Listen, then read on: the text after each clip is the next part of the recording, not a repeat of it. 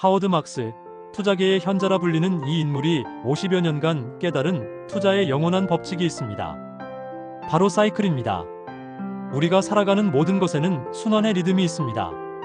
계절이 봄, 여름, 가을, 겨울의 순서로 반복되듯이 경제와 시장도 성장, 과열, 침체, 회복의 단계를 거치며 순환합니다. 하지만 경제의 사이클은 자연의 사이클보다 훨씬 복잡합니다.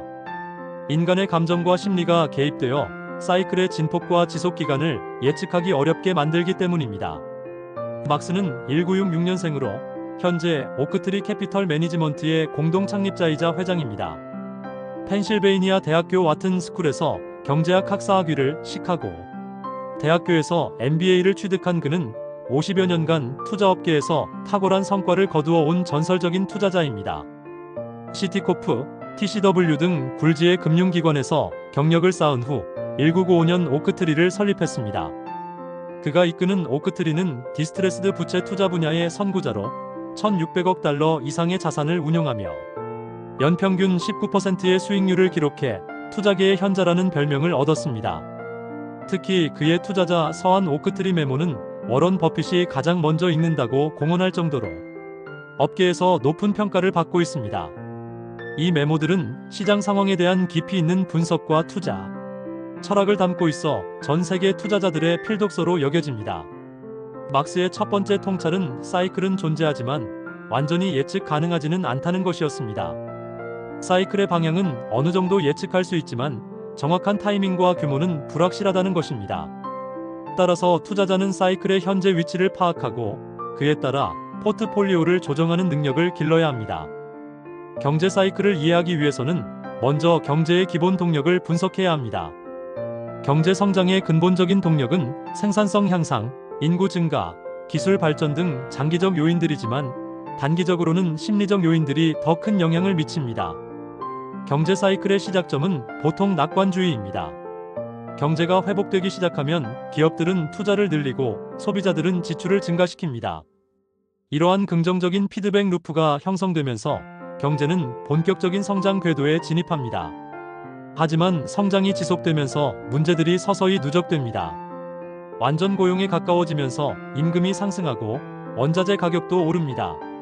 기업들은 수익성 악화를 경험하지만 여전히 낙관적인 전망 때문에 투자를 계속합니다. 과열이 절정에 달하면 인플레이션이 가속화되고 중앙은행이 금리를 인상하기 시작합니다.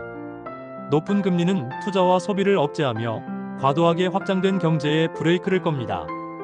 침체기에는 기업들이 투자를 줄이고 직원을 해고하면서 실업률이 상승합니다. 소비자들도 지출을 줄이면서 악순환이 시작됩니다. 하지만 이러한 조정 과정을 통해 경제의 불균형이 해소되고 새로운 성장의 기반이 마련됩니다.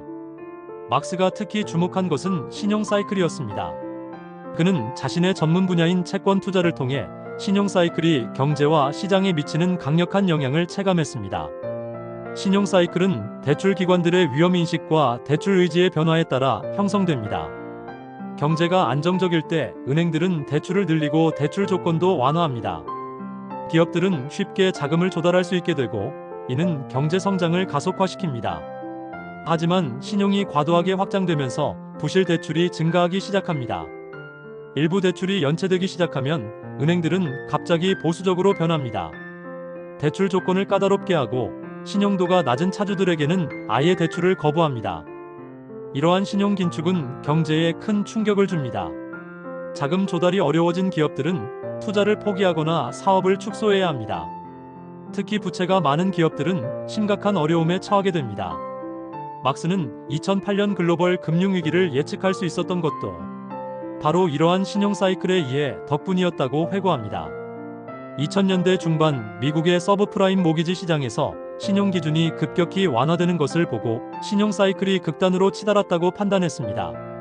부동산 가격이 상승하면서 사람들은 부동산이 절대 하락하지 않는다고 믿기 시작했습니다. 은행들은 소득이나 자산이 부족한 사람들에게까지 모기지를 제공했고 심지어 소득 증빙 없이도 대출해주는 닌자론까지 등장했습니다. 투자은행들은 이러한 부실한 모기지들을 묶어서 복잡한 금융상품을 만들었고 이를 전 세계에 판매했습니다. 모든 사람이 위험을 무시하고 있었습니다.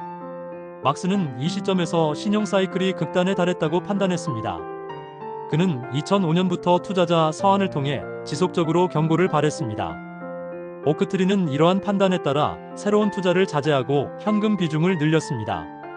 많은 사람들이 이를 지나치게 보수적이라고 비판했지만 막스는 사이클의 후반부에서는 이러한 신중함이 필요하다고 확신했습니다.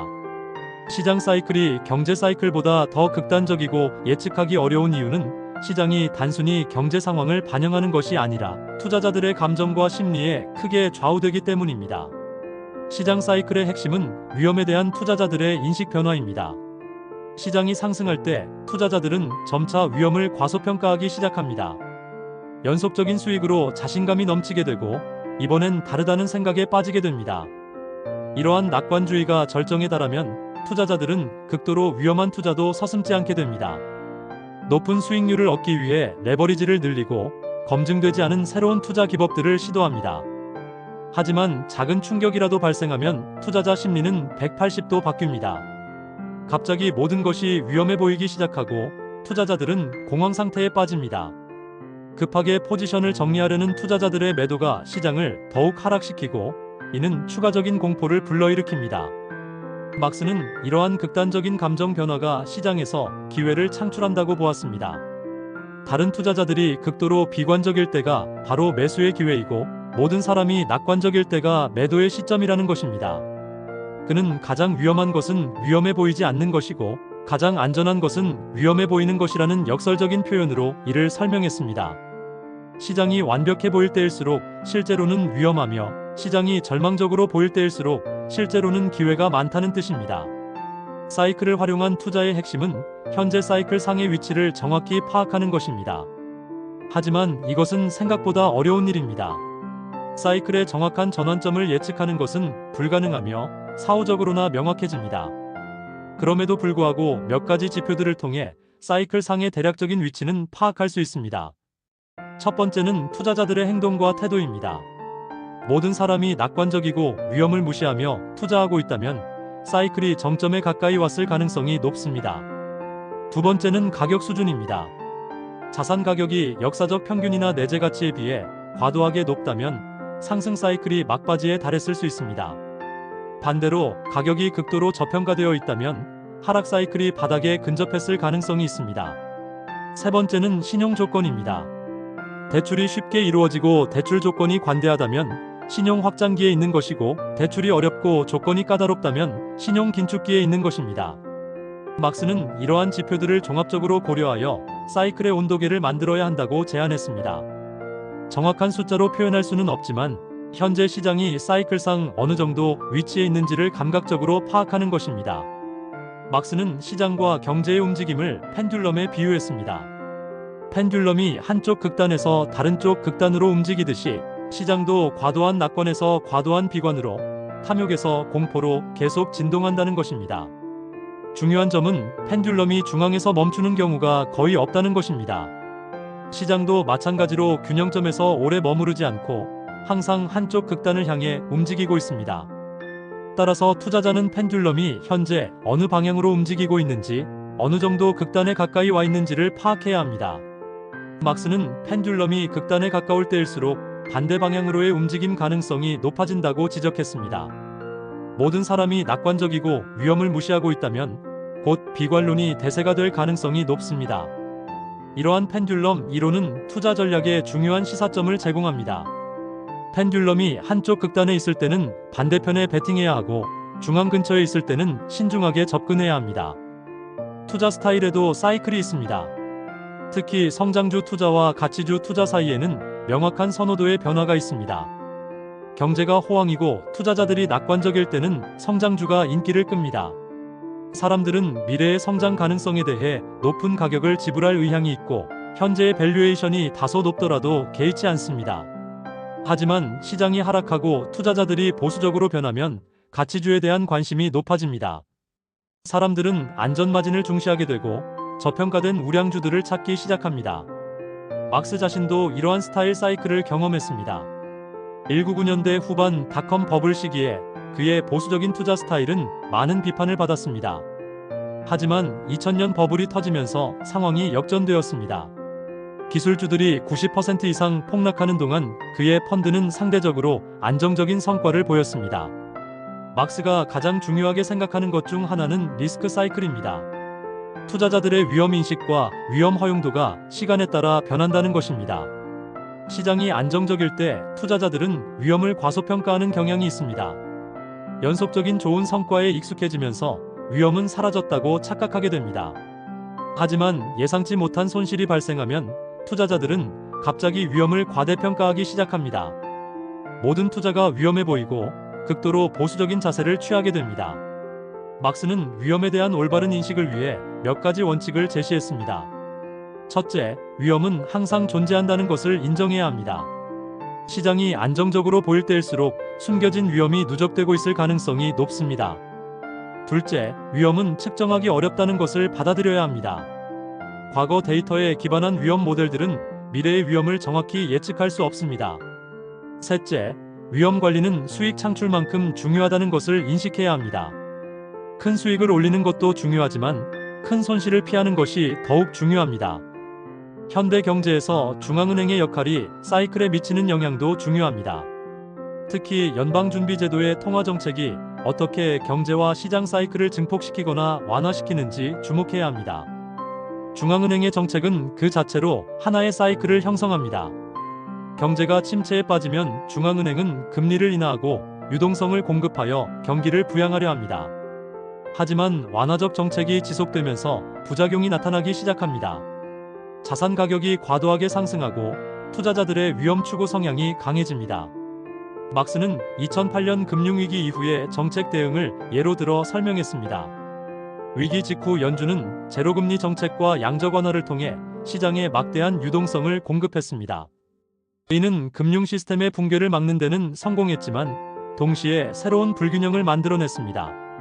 저금리가 장기간 지속되면서 투자자들은 수익률을 찾아 더욱 위험한 자산으로 몰려들었습니다. 회사채 시장이 급격히 팽창했고 특히 투자등급 미달 채권들이 대량으로 발행되었습니다. 막스는 중앙은행이 사이클을 완전히 제거할 수는 없으며 오히려 정책의 부작용으로 새로운 사이클을 만들어낼 수 있다고 경고했습니다. 기술 혁신이 만들어내는 장기 사이클도 있습니다. 특정 기술이나 산업이 등장하고 성숙하며 쇠퇴하는 과정도 하나의 사이클로 볼 수 있습니다. 1990년대 후반의 닷컴 버블이 대표적인 사례입니다. 인터넷의 잠재력에 대한 과도한 기대로 인해 기술주들의 주가가 천정부지로 치솟았습니다.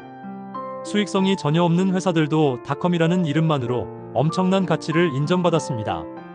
하지만 버블이 터지고 나면 극도의 비관론이 지배하게 됩니다.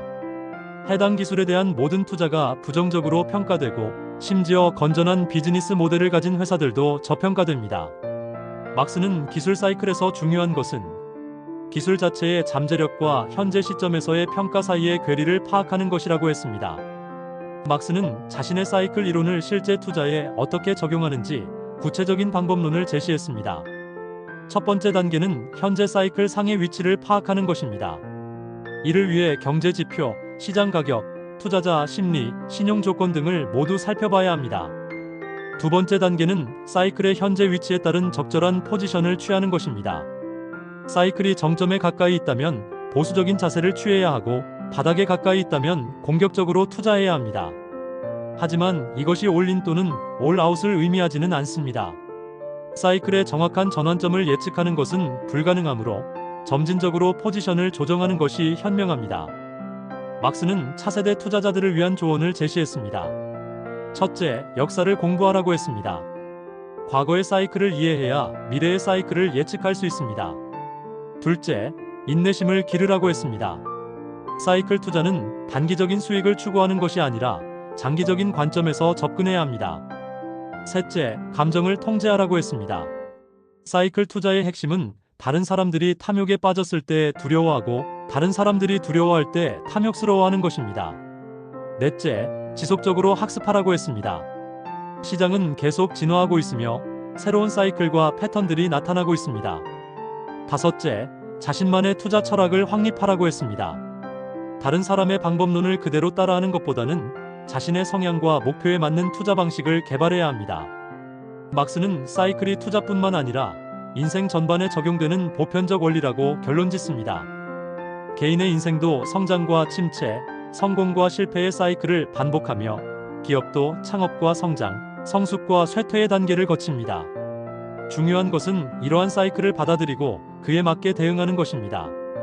좋은 시기에는 겸손함을 잃지 않고 다음 단계를 준비해야 하며 어려운 시기에는 절망하지 말고 회복을 위한 기반을 다져야 합니다. 투자에서도 마찬가지입니다. 시장이 상승할 때는 과도한 위험을 피하고 시장이 하락할 때는 기회를 찾아야 합니다. 사이클을 이해하고 활용하는 투자자만이 장기적으로 성공할 수 있습니다. 막스는 자신의 50여 년 투자 경험을 통해 얻은 가장 중요한 교훈이 바로 사이클의 힘을 인정하는 것이라고 말했습니다. 시장을 이기려 하지 말고 시장과 함께 움직이되 사이클의 위치에 따라 적절히 대응하는 것이 현명한 투자자의 자세라는 것입니다. 그는 마지막으로 사이클은 영원하다는 말로 결론을 내렸습니다. 기술이 발달하고 시장이 복잡해져도 인간의 감정과 행동 패턴은 크게 변하지 않을 것이며 따라서 사이클도 계속 반복될 것이라는 확신을 보였습니다. 이러한 영원한 진리를 이해하는 투자자만이 변화무쌍한 시장에서 승리할 수 있을 것입니다. 본 콘텐츠는 일반적인 투자 정보이며 전문적인 투자기관이나 투자자의 조언을 대체할 수 없습니다. 투자에 문제가 있을 경우 반드시 전문 투자기관과 상담하시기 바랍니다. 제공된 정보의 활용에 대한 모든 책임은 전적으로 사용자 본인에게 있습니다.